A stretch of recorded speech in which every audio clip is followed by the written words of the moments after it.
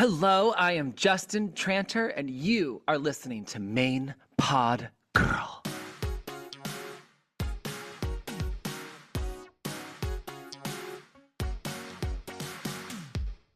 Hey, welcome to Main Pod Girl, a podcast made by Popheads for Popheads. Every episode, we'll be diving into all kinds of pop culture topics with some of our favorite artists and music commentators. I'm your host, singer, songwriter, and Fergie scholar, AJ Marks. And I'm a member of the Popheads social media team and your guest co-host for this episode, Ree. And we're so excited to introduce today's special guest. They're known as a songwriter, penning hits for Justin Bieber, Selena Gomez, Britney Spears, Gwen Stefani, Kelly Clarkson, Kesha, Lady Gaga, Ariana Grande, Demi Lovato, Dua Lipa, and so many more that doesn't even finish off the list. I know, I forgot to include Fergie in that list. How could I? However, they're also the CEO of a record label, a board member of GLAAD, and they were the lead singer of Semi-Precious Weapons. They're truly one of the go-to writers for a hip-hop song with a discography to back it up. We're talking 14 top 20 hits in the US and 8 songs with over 1 billion streams on Spotify, plus a hand in writing the new bop from Chappell Roan. There's only one person I could be talking about, and that's Justin Tranter! Yay! Hi, everybody. So let's start off with what we're listening to. Ree, do you want to go first? Absolutely. I would be lying if I said that I have not streamed Good Luck Babe by Chappell Roan, the aforementioned bop, about 60 times, which means I have a problem, but I'll accept that. And also, Beyonce's rendition of Jolene has me in a vice grip. Like, hello? Jolene gone badass? I wasn't ready. Dolly probably wasn't either, but here we are. I love it. Oh, that's brilliant. Justin, do you want to go next? Luckily, my For You page is just making me listen to my own song, Good Luck Babe by Chappell Roan, over and over. As it should be. Which I'm not mad about. I am very, very proud of that song. Me and Chappell and Dan Nigro co-wrote that song together. I don't know, like maybe a year ago, maybe a little longer. It's out in the world and it's being met with so much love. It's very exciting. And then I'm kind of always endlessly, for the last year and a half, just listening to Ethel Cain on a continuous loop. I have like a new favorite Ethel Cain song every couple weeks. Right now I'm back obsessed with Crush again, even though it was probably my favorite song a year and a half ago, and it's my favorite song all over again. So on the Justin Tranter charts, it's just Ethel Cain. Album bomb all the time. Literally, that's it. That's my party playlist. That's my sex playlist. That's my sleep playlist. That's every playlist is just Ethel Cain or Ethel Cain radio if I'm feeling like I want to hear something besides Ethel Cain. With the same flavor. Exactly. Oh, man. This was the best New Music Friday ever. True. And it's not just because it was on my birthday, but so many people came out just for my birthday and were like, let's drop the biggest bops of all time. Good Luck Babe, one of those bops. Great birthday present. But also Oh Emma by Astrid S. Ooh, I'll check it out. Brilliant song. Love Astrid. She's a queen. Just like maybe one of my favorite songs she's ever released because it's just so, I don't know, it just kind of hits you right there. You're like, I'm a sucker for those acoustic chords. And then Okay Loser by Doja Cat. Oh, so good. It's so good. So funny. It's very get into it, yeah, coded, and that's my favorite song by her, so it's perfect. And then we also got so many bops from my homies Tori Kelly, Amber Mark, Chrissy Chlepeka, Lolo, Jordy, Justin McCartney, and Griff, as well as music by people I've never met, Imagine Dragons, Conan Gray, Kalani, Ava Max, Benson Boone, and I'm going to stop there, but trust me, there's so much more. Thank you all for the birthday gifts. It's been great. The list is insane. Big week. But let's kick this thing off by talking about Good Luck Babe. It's a pop yodel classic like we haven't seen since the early days of Kesha. Tell me why this chorus feels so familiar and yet completely new. Is there like a math behind that, or did it just strike y'all in the studio? I mean, we did realize the other song that I've co-written with Chappell and Dan, the chorus also starts with the word you being sung quite high in Kink is Karma. My kink is watching you ruin. Yeah, but no, I think there's just a nostalgic sort of 80s vibe to the song as a whole, which I think is so beautiful because then it's met with such a modern lyric. So to have this very old school nostalgic sounding track met with very modern lyric feels very exciting. And the bridge is just pure insanity when she starts belting her face off at the end of it. It's also a really cool moment for me of like the amount of songs that I wrote in my band about dating somebody who was like in the closet and denying how in love we were. I mean, my band is very old, so this is like, we're talking like 2005, 6, 7, 8, to then have a song like this with a similar topic come out and end up doing so. I mean, it's still early days. We'll see the life of the song ahead of us, but the initial reaction has been really, really crazy. So it feels like a full circle moment for me, for sure. When you were writing this song, do you feel like it was inspired from personal experience too? I've had such a great career. I'm so fucking lucky. I'm so fortunate. But for the most part, I'm writing with and for straight people. So between Renee Rapp and Chappell Roan and Jake Wesley Rogers, like the last couple years, I've been able to like actually contribute parts of my experience and my life to the writing, which I love the job of helping other people tell their stories. And Good Luck Babe is very much Chappell's story, but to be able to relate to it so specifically is a nice turn of events. Like after spending 10 years just helping straight people complain about their partners, it's really nice to help queer people complain about their partners. I love it. And there are so many unique things that come along with that, like being in the closet or internalized homophobia or specific things that just affect queer relationships in the way they don't with straight relationships. I think a lot of people can relate to like, oh, you didn't take our relationship as seriously as I think you should have. I think straight people can relate to that big time.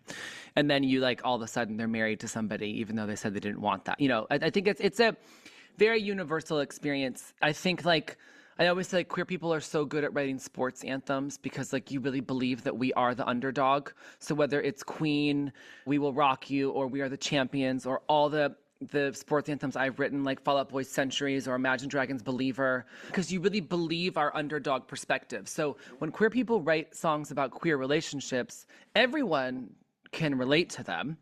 It's just the stakes are a little bit higher because our shit's a little more dramatic because the world's trash. It's so true. Spill it. And Chappell is such a star, and I've been singing her praises on this show since 2020. Star. Absolutely. It's so rewarding to see this finally be a little bit of a mainstream breakthrough. It debuted in the USA Top 50 chart on Spotify. You reposted my story about that on Instagram. I was like, slay, we will be talking about that in a few days. I am here for the uprising of sapphic pop. I need it. It's needed. It's emotional. It's fun. It's camp. I maintain that no one writes a better song than an angry lesbian. I mean, listen, have you dug into Ani DeFranco's catalog yet? Because get ready, those lyrics will fucking ruin you and put you back together in 3 minutes every time. This is the gayest pod. I love it. Listen to Ani DeFranco, Both Hands, Two Little Girls, Untouchable Face, and last one, Swan Dive. That's your homework for the week. Love these song titles. What's a song title for a song that you've written that you're like, oh my God, this song title? Like Untouchable Face, like just like such a cool, wacky. Oh, that's a great, I mean, My Kink is Karma is pretty legendary. And, you know, the word karma is very buzzworthy right now. True. Oh, Cake by the Ocean too. Cake by the Ocean? Yep. Kind of a random title, but it totally works. Already sounds like a thing, you know. I'm very proud of that title. Yeah, thank you. I'll take that one. That's a good shout out. Yeah. There's a good story of Cake by the Ocean. Is that the Max Martin mistaking the name for Sex on the Beach? That's not, none of that's real. No, Max wasn't in that song. Okay, wait, let's hear the story. I'm curious. I want to know. Spill the tea. Oh my God. So me and Julia Michaels and Matt Man and Robin had done like 2 or 3 days with Joe, and we were just like weren't catching the vibe. The vibe was not catching. And Julia was just like, I don't think I'm coming tomorrow. Fuck this. So she's like, I don't think I'm the right fit for this. It's not happening. And we found out that she wasn't coming. Me and Matt Man and Robin were sitting at Shutters, which is a hotel on the beach here in Santa Monica. And they were like, well, I guess if Julia's not coming, should we just cancel? And I was like, I am so broke. I had had one hit at that point. I had Fall Out Boy Centuries, but the money had not shown up. I was like, I am so fucking broke.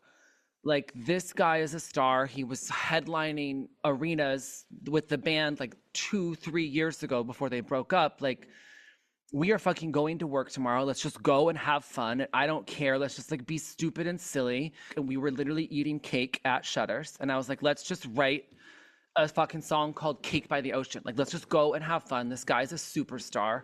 I'm not quitting just because somebody else is quitting. And so we went and Matt, Man, and Robin, played a riff that they were like, we love this riff. It's the first riff that we ever wrote together when we first met in high school. But like, is it too silly? Is it too goofy? And I was like, no, that's the point of today. We're going to use the riff that you guys wrote when you were teenagers, and we're going to write a song called Cake by the Ocean. We're going to have a fucking blast. And that's it. That is some incredible lore. Isn't that great? I love that. Wait, that makes so much more sense. And then we just decided, like, what could Cake by the Ocean be about? Like, what is Yeah. that ridiculous title? What could we make it about? Working backwards, yeah. And like getting to know Joe over those couple days, and me and Joe are still really close. I've been working a lot with him recently, and just like getting to know him. And like, Joe Jonas is many things, but I think the two biggest things that he is really fucking hot and really goofy, right? So like, why not just write a really goofy sex song? Joe is more than that. He's a multidimensional human. But I would say when you first meet him, those are kind of the first two qualities. I mean, that comes through in body moves as well. Yes, I love body moves. Oh, thank you. Yes. Bop.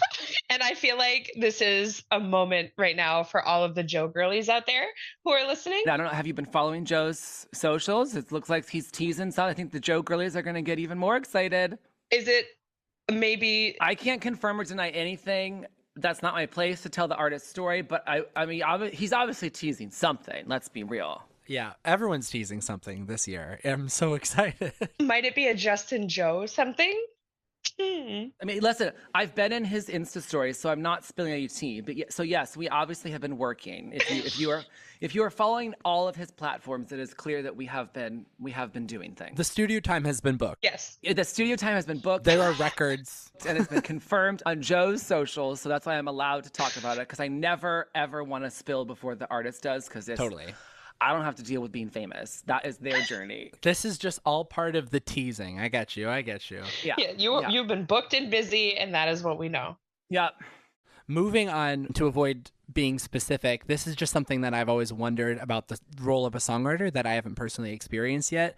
What is it like writing with someone about a breakup and then writing with the subject of that breakup and writing about it from the other perspective later on? I'm assuming what you're talking about is like Bieber and Selena, correct? Yeah. Can we just say it? Yeah. So here's the great news about that is I've never met Justin Bieber.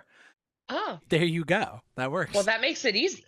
That makes it easy. So Sorry was when me and Julia were still writing together all the time. I've been working on her project. Like, me and Julia are still very close friends, but once she became a pop star in her own right, obviously the amount that we wrote together changes. But in that era, when we wrote Sorry, me and Julia were writing together every day because we just were having a blast. We were never like an official writing team, but we just were slaying, so why not keep slaying? We just wrote a song that we thought was like definitely from a point of view of a guy, and like, what do like femme people want to hear after a breakup? It was very pure, like, let's just write a song because we love a song. But Justin wasn't there, never met him. So I see many conversations about, oh my God, Justin and Julia have written both sides of this. Our songs have landed on both sides of this. But for us, Selena's a dear friend, great collaborator. I mean, the amount of music I've made with that brilliant young woman is shocking. So at Lose You to Love Me, we wrote with Selena about her journey.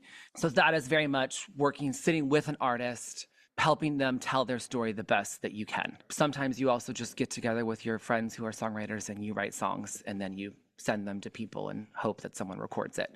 With Selena, for the most part, we are writing together deep in her personal feelings and trying to express them via song. And sometimes it's not that way. Yeah, no, it totally makes sense. There's this parallel I always draw in my head of Selena to Britney and Justin to Justin. And then it's funny because Britney and Justin were working with all the same people at the same time. That's a good point. Yeah, I never thought of that. Like, I was like, it's weird that even that connection, it's the Neptunes of it all too. Not the Neptunes at all. I never thought of that. Yeah, I mean, wow, that makes me feel really cool to be a part of that parallel, that like I'm as maybe in a little bit as cool as Pharrell. Oh, absolutely. And then Demi's the Christina, like it all kind of folds in. It really does. Yeah, you know, obviously when people go on runs of hits, kind of everybody works with them. I am lucky enough to know a lot of these people and have written with a lot of them, or I've had a lot of them cut songs of mine. And it's kind of crazy when you're in it, you don't really think of it that way. You're just like, oh fuck, my dreams are finally coming true. My dreams are finally coming true. I'm gonna write with everyone and I'm gonna give everyone a song. You get a song and you get a song like Oprah. Yeah. So it's kind of not until you step back that you even realize what's happening. So I'm here to say that that's what happened. Thank you. I mean, it's fucking wild. And then you have the Chad Hugo to your Pharrell Williams or vice versa, that being Julia Michaels. I know you said that you weren't official songwriting partners, but does having a writing partner keep you accountable in some ways since they've been through that process with you so many times? I think just developing a sort of rapport with people. Me and Julia sort of had like a secret language, and it was interesting because I was in a band for so long. I'm 14 years older than her. We come from very different planets. I come from like the live music downtown New York space, and she came from the studio, like she learned how to make music in a studio. But it was just so amazing to someone who had the same taste level as you, someone who you respected and they respected you, and you just could just write as many songs as possible. So I had that with Julia. I had that with Mattman and Robin for a very long time. Obviously me, Julia, and Mattman and Robin did some stuff together, but me and Mattman and Robin doing a lot of the Imagine Dragons stuff, just the three of us.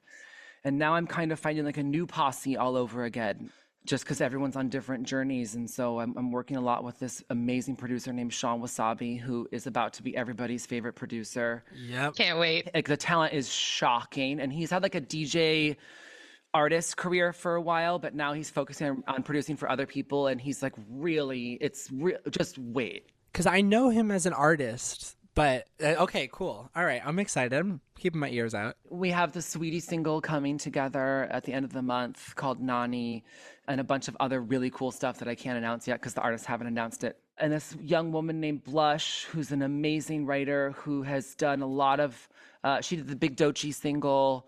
Oh, yes. And she's done a lot of R&B, but she's like, her pop writing is fucking crazy. And so I've been bringing to her a lot of pop stuff recently, and it's been really, really cool to work with her. So I'm kind of like forming a new posse now with Blush and Sean Wasabi. And, it's so to answer your question, which I'm not successfully doing, I apologize.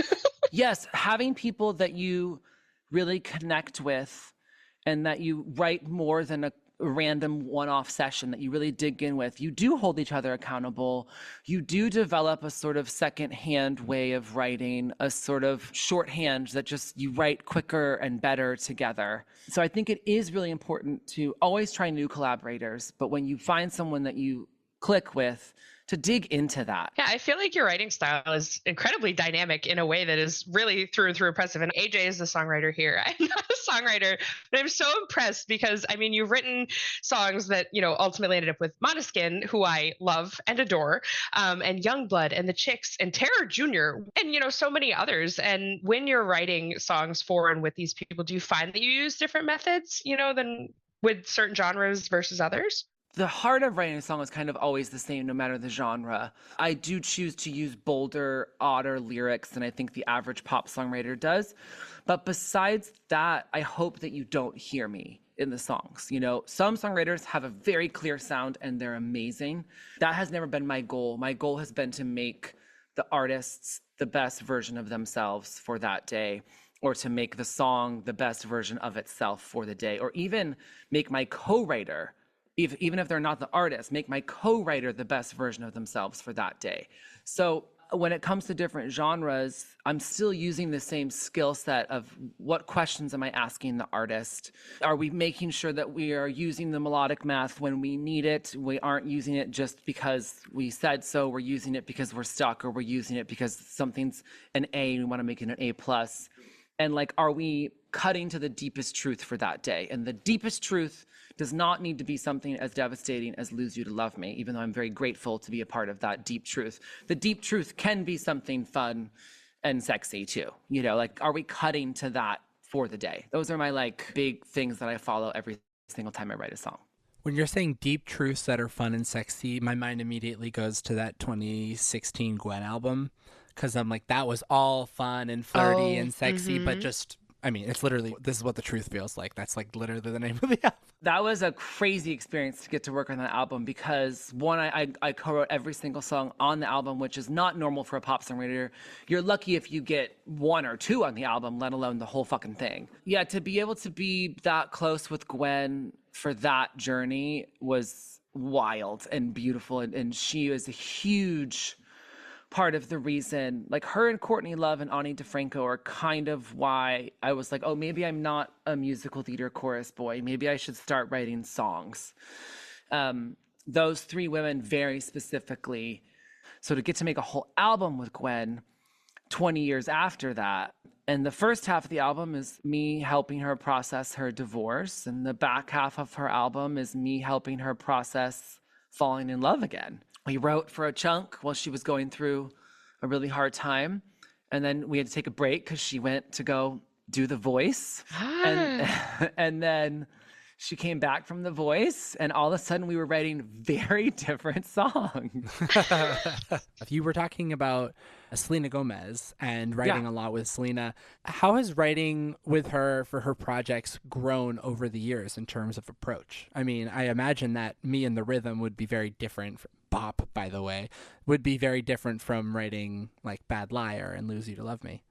Yeah, I think that, you know, just all of us got bolder and more confident and down to push more boundaries. You know, so I think it was because we all worked so closely together. It was like a very natural progression. It wasn't like coming in and being like, all right, now we're going to write something really fucking weird like Bad Liar. It just was like, this is what we were listening to. This is what we were talking about. This is what we were into. This is what we were vibing with. Because luckily we kept working together, it just kind of happened. You don't usually do songs, I've noticed, that are like based around a sample or interpolation or things like that, but Bad Liar is. Yeah. What was the moment where you were like, let's take this? Being the grandma of the group, you know, I've been a Talking Heads fan my whole life, and Julia's musical knowledge is really fucking deep for someone her age. You know, when I met her, she was 19, 20, and, you know, she knew like Fiona Apple album cuts that like someone her age shouldn't know that.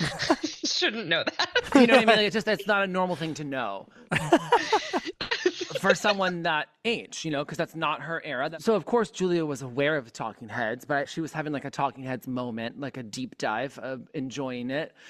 And we just kind of brought up in the session that idea, and then we're like, oh, let's just like be inspired by it. And then we were like so inspired by the bass line that it was like, let's just do the right thing, where I think a lot of songwriters would change a note or two and try to get away with it.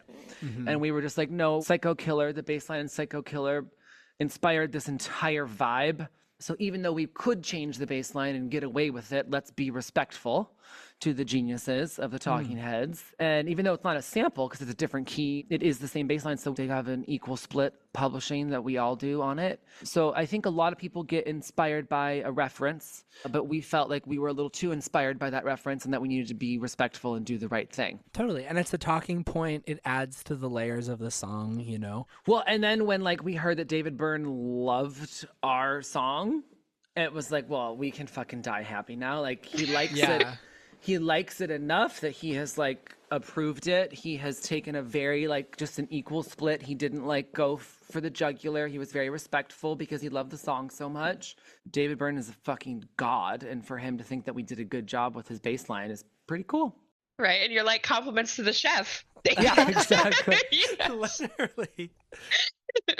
What songs in your songwriting discography you think are criminally underrated? Whether that be, you know, charting reasons, just appreciational reasons, whatever it is. That's a great question. I do think Leon Bridges' Beyond is, for his super fans, that song is definitely a quote unquote hit, but I think it should have been a hit to the whole planet. You're going to love my top 5.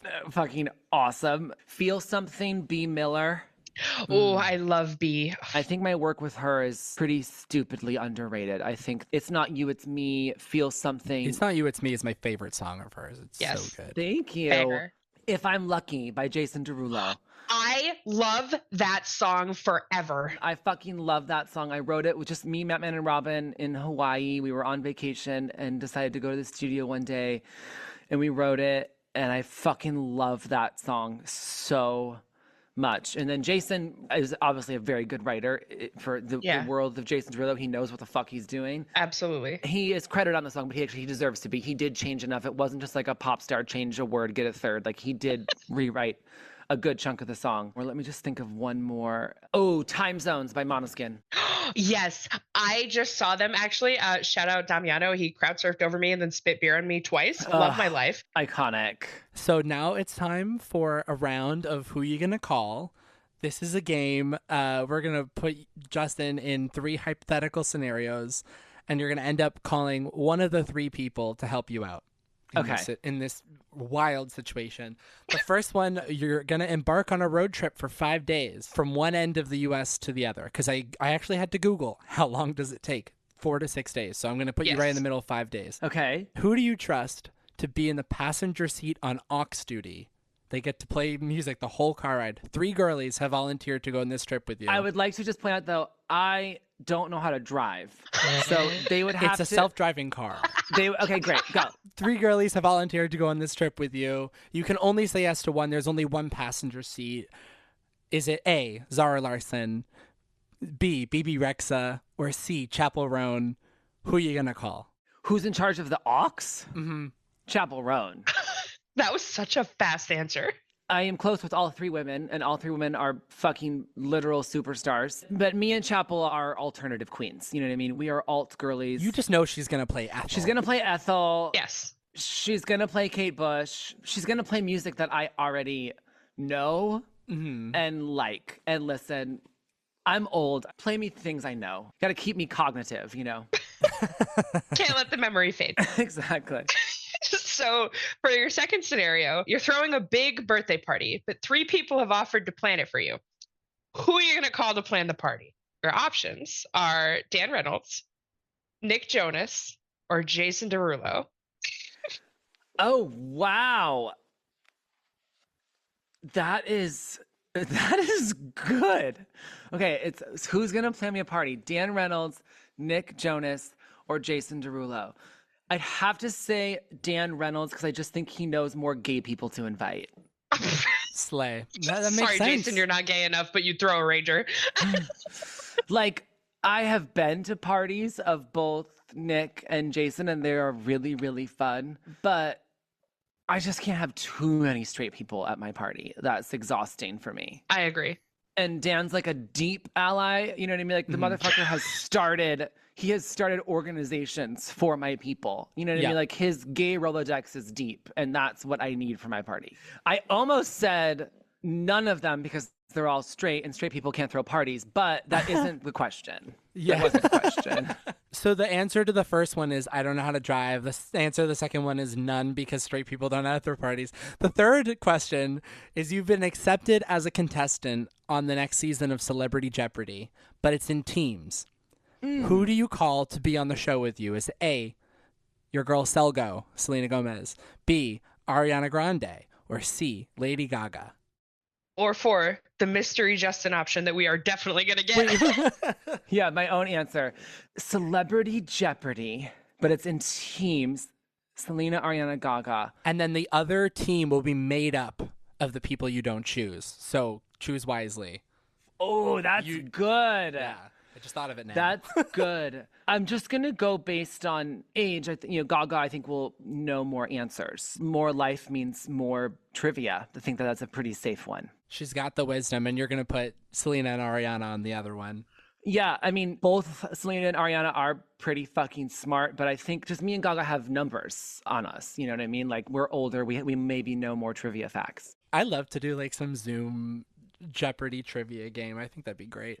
The next game is called Popheads Gone Viral. Nowadays, so many older songs are going viral and even climbing into the top 10 of the Billboard Hot 100. We're going to give you some songs that we think could go big in the charts once again through 4 different methods. Are you ready to make these songs go to the top? Let's go. All right. The 4 different methods that you can make these songs go viral with are featuring Megan Thee Stallion, funk version, slowed in reverb, or thrown in a jukebox musical. Yeah, so we're going to give you a song, and then you have the 4 methods. Oh, so I can answer different for each one. Hit us with the first song. Let's go. I got to represent my girl, Xtina, What a Girl Wants. Mm-hmm. Oh my God, I would love for that to be a hit. That would be amazing. A hit again. Shout out Shelly Peiken, great fucking songwriter. For that song, for that Christina smash, I would say, I think a Meg Thee Stallion verse would be just for my, I don't know if that's the way to make it go viral. Just for my taste, I would love to hear Meg's verse on that. Yeah, it's all about your taste. I'm going to choose Meg Thee Stallion too. What about you, Ree? Meg was also my choice, so I guess we're all aligned Perfect. today, like the moon and the sun. Look at that. But Who's the songwriter now? hey. So the next song is Jumpin' Jumpin' by Destiny's Child. Oh, smash. I chose a theme for these songs. Okay, I think a slowed reverb version of Jumpin' Jumpin' would be actually pretty cunt. I agree. Creates a whole new vibe. You're going with slowed and reverb. What about you, Ree? Kind of want to hear the funk version of that because I know that was a song that came with like a couple of remixes with features. So you know me, I like to spread out the different options amongst all these songs. However, I'm going to choose Megan Thee Stallion on this song too. So the next banger that we have in the chamber is Me Against the Music by Britney. Oh, Tricky Stewart and the Dream. I would like a Dream and Tricky Stewart jukebox musical. I think that would actually be awesome. So I'm going to go jukebox musical just because, you know, if you're going Tricky Stewart and the Dream, you then have Umbrella. You have Single Ladies. You have an entire like Mariah Carey later album that's really fucking good. You have Baby Justin Bieber, Break My Soul, Beyonce. I'm just going to say a jukebox musical because I want Tricky and Dream to do a jukebox musical. I fully agree with you. I'm going to do jukebox musical, but I was thinking of a Britney jukebox musical. Well, that already exists. Oh my God, you're right. Fairy tale characters transformed by a feminist awakening? Wait, hold on. Hold the fucking phone. See, I'm here to educate. I'm here to educate. And Me Against the Music is not in this. Wow. That's a sin. So rude. So we're going to need either another Brit musical or a Tricky Stewart and the Dream. Okay, there we go. Jukebox musical for me too. What about you? The first time I heard Me Against the Music, I almost lost my fucking marbles. I will be honest. I'm going wild card. I want slowed and reverb because I know if I was high as balls, nothing would hit harder than that. Imagine pounding an edible and then slowing and reverbing Me Against the Music and being higher than giraffe pussy and hearing that, I would be deceased. You know what's funny? I can just make that for you.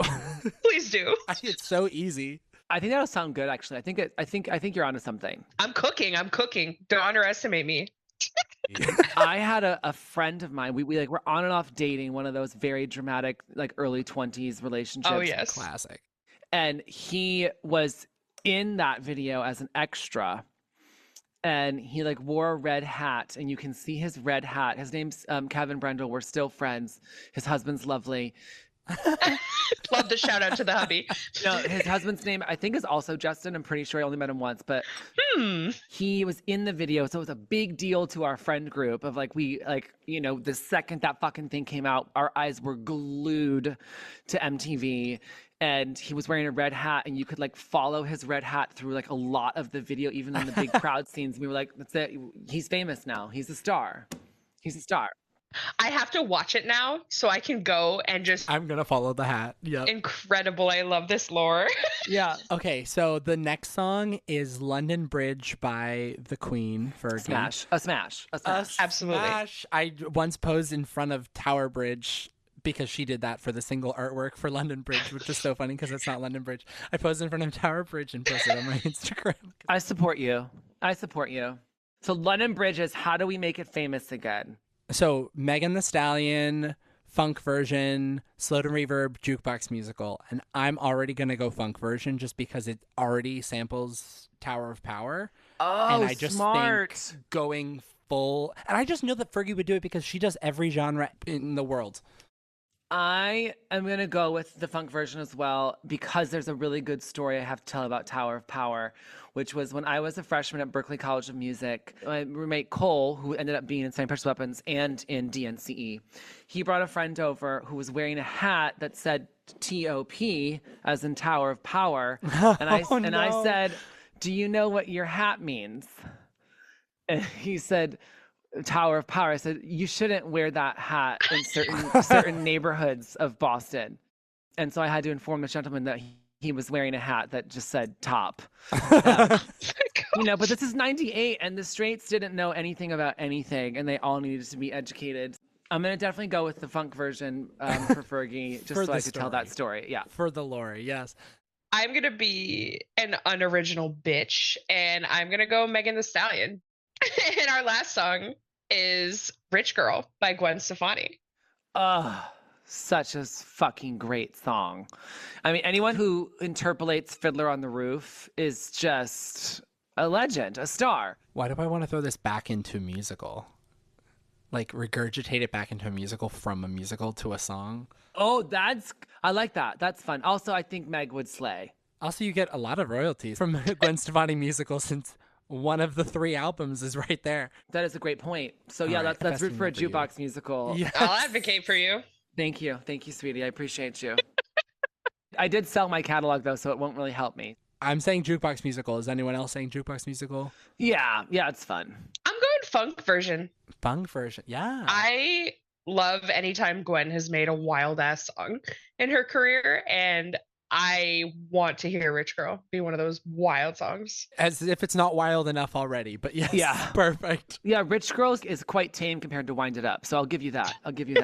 All right, so now we've made it to our top 5, which is where we list our top 5 of a certain category, and this episode's theme is songs written by the one and only Justin Tranter, present in the room with us Ayo! here right now. I think it would be really slay to end with your top 5, so Bree, do you want to go first? Absolutely. So I feel like this is going to be a wild card for the listeners out there, but you worked on Pop Stars for the virtual girl group KDA, which Wow. for the uneducated is Riot Games. For the uneducated. Riot Games, the maker of League of Legends, put out a song as part of the KDA cycle one year, and Justin wrote on Pop Stars. So That song I made like a couple tweaks to. So I am credited as a writer, even though I didn't write too much on it. But it was an amazing thing because Riot Games paid me a very pretty penny to like give my expertise, and I felt so fancy and so cool. So thank you for that memory. wow, I love that. Lore is amazing on like multiple fronts for me because I am unfortunately a stinky League of Legends player. So like... Listen. Between Enemy and I've done a lot for League of Legends, so I love it. Please. That is my number 5. My number 4 is The Kind of Lover I Am by Demi Lovato. Oh, yeah. Underrated. Yeah, underrated as fuck. My number 3 is Supermodel by Måneskin. Smash. I have a feeling you're going to have thoughts on this. My number 2 is 911 by Lady Gaga. Love it. From Gaga opening for my band to my band opening for Gaga to then me co-writing with her on Chromatica and then one song on Star is Born. It's like one of those full circle moments, and 911 is fucking awesome. What a trajectory. And honorary mention to Heal Me. Thank you. I'm so serious. I'm such a whore for that movie too. So. We need you writing on an Ashley O song too. Oh, please. Don't tease me. Don't. That's just rude to even dangle that idea in front of me. My number 1, main pod girl, Zara Larsson, FFF, and I knew you knew it was coming because I can't get enough. Right before COVID, we did like a week and a half with Zara and made all those songs. And like literally Zara was at my studio when like the world ended. And she had to like figure out how to get back to Sweden. Can I ask you a question? What did FFF stand for? I can't remember. Falling for a Friend. Oh, yes. I can't remember. So that's your top 5, right? That's my top 5. I realized that we did a top 5 Julia Michaels songs on a different podcast with Switched on Pop. And I went back and listened to that. And then I realized that all 5 of those songs you had also co-written. Oh, cool. So I'm going to like regurgitate those real quick, stream through those, and then come up with a completely new top 5.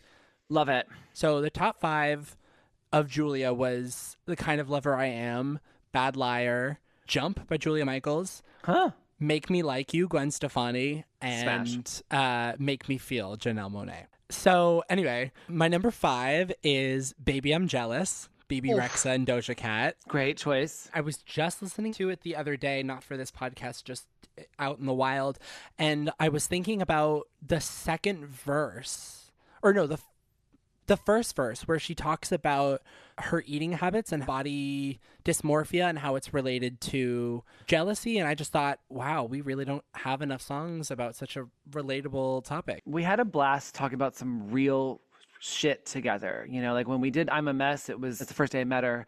I didn't want to come because I'm like such a fucking mess right now, but I came because I respect you and I can't wait to work with you. I was like, well, let's just write a song about how you're a fucking mess. Like, and so that's how we started writing together, was like really digging into saying some real shit. And so even on something like Baby I'm Jealous, that's like fun and cute, we're still talking about some real shit. I love the fun bops that are really just not that fun lyric wise. Yes. And then my number 4, friend of the pod, amazing song. I've already talked about it with her. Music, JoJo.